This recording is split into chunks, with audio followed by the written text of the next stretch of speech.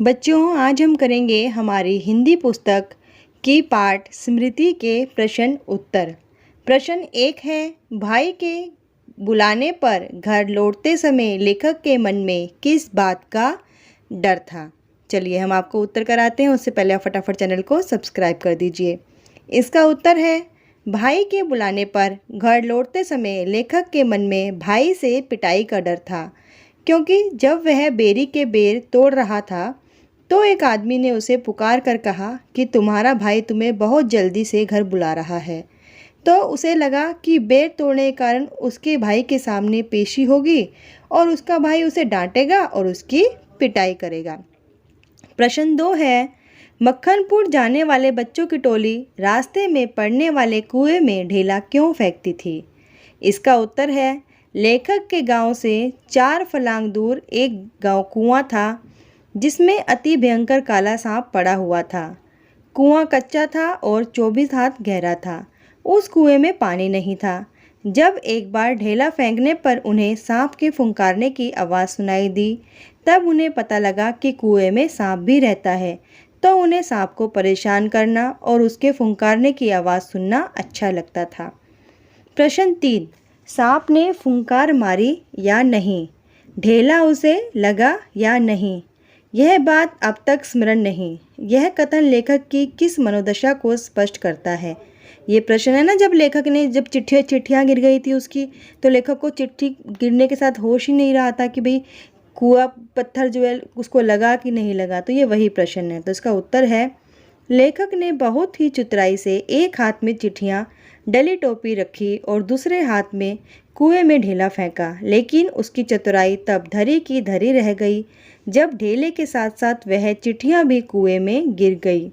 उन्हें कुएं में गिरता देख वह भौंचक्का रह गया। भाई से पिटाई के डर के कारण उसका ध्यान उन चिट्ठियों को बचाने में लग गया। इसीलिए वह ये देखना भूल गया कि सांप को ढेला लगा है या नहीं लगा और वह फुंकार मारी है या नहीं मारी।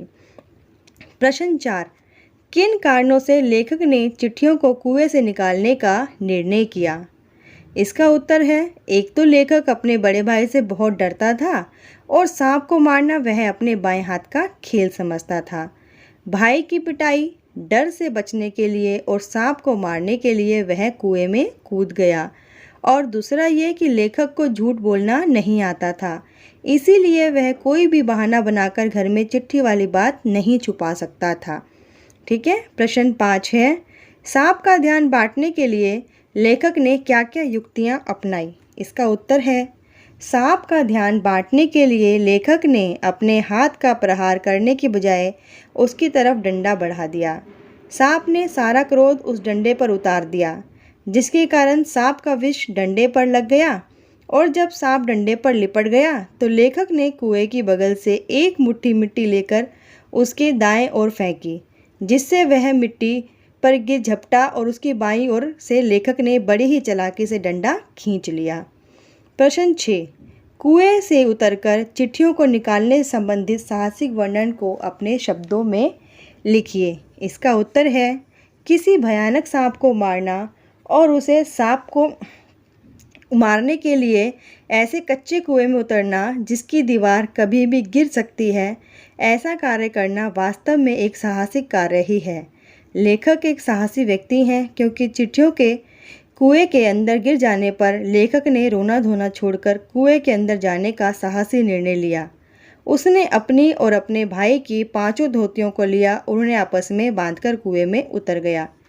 कुएं की धरती से 5 गज की दूरी पर लटककर सांप के पास चिट्ठियों को निकालने लगा और जब सामने लाठी पर डंक मारा तब उसने हौसला नहीं खोया और बड़ी ही चालाकी से कुएं की दीवार की मिट्टी फेंक कर सांप का ध्यान उस मिट्टी की तरफ कर दिया और उसकी दूसरी तरफ से सारी चिट्ठियां और अपना डंडा निकाल लिया और बाद में 36 फीट ऊंची कुएं की दीवार पर जैसे तैसे हाथ के बल चढ़कर कुएं से बाहर निकल गया। प्रश्न 7, इस पाठ को पढ़ने के बाद किन किन बाल सुलभ शरारतों के विषय में पता चलता है? इसका उत्तर है, बच्चे प्राय शरारती ही होते हैं, इसीलिए उनकी तुलना कई बार बंदरों से भी की जाती है। क्योंकि जिस प्रकार बंदर बिना सोचे समझे कोई भी कार्य कर देते हैं, उसी प्रकार बच्चे भी बिना लाभ हानि को बिना खतरे को देखे कोई भी काम करने को तैयार हो जाते हैं। लेखक ने भी अपने बचपन की इसी प्रकार की शरारतों का वर्णन करते हुए कहा है, वह कुएं में गिरे हुए काले सांप को मिट्टी के ढेले फेंक कर व्यर्थ में ही परेशान करते थे और उसकी फुनकार सुनकर प्रसन्न होते थे। एक बार तो सांप को मारने और अपनी चिट्ठियां वापस लाने के लिए वह कुएं तक में कूद गए थे। प्रश्न 8। मनुष्य का अनुमान और भावी योजनाएं कभी कभी कितनी मिथ्या और उल्टी निकलती हैं, इसका आशय स्पष्ट कीजिए। यानी कि मनुष्य क्या करता है, प्रिडिक्शन लगाता है कि हम ऐसा करेंगे तो ऐसा हो जाएगा, इसलिए वो क्या करता है, भविष्य की योजना बना देता है। लेकिन जब उन बातों पे काम करता है तो उसे पता लगता है उसका प्रिडिक्शन कितना झूठ था और हम हिसाब कुछ लगाते हैं और हो कुछ और जाता है। तो यही है एक प्रश्न, इसका उत्तर है उपरोक्त कथन की मनुष्य का अनुमान और भावी योजनाएं कभी कभी कितनी मिथ्या और उल्टी निकलती हैं पूर्णतः सत्य ही है, क्योंकि मनुष्य किसी कठिन काम को करने के लिए अपनी बुद्धि से योजनाएं तो बहुत बनाता है, किंतु समस्याओं का वास्तविक सामना होते ही ये समस्याएं और ये योजनाएं धरी की धरी रह जाती हैं। तब उसे यथार्थ स्थिति को देखकर काम करना पड़ता है।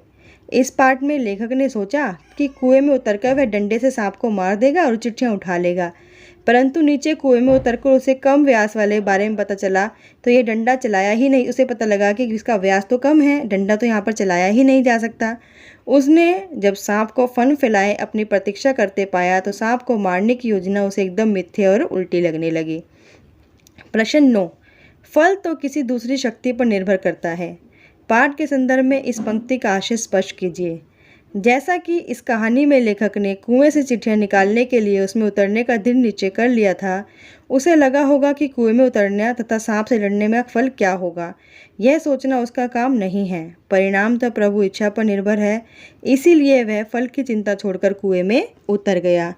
तो दोस्तों, बच्चों, हमने आपको यहाँ पर सारे प्रश्न उत्तर करा दिए हैं। आपको आपसे पढ़ाई से संबंधित बहुत सारी चीज़ें इस चैनल पे मिलेंगी, इसीलिए चैनल को आप सब्सक्राइब कीजिए और इन प्रश्न उत्तरों को अपनी क्लास के, अपने साथ के उन बच्चों के साथ शेयर कीजिए जिसको आवश्यकता है, और चैनल को लाइक कीजिए, शेयर कीजिए, सब्सक्राइब कीजिए और कमेंट कीजिए कि आपके प्रश्न आपके लिए कितने हेल्पफुल साबित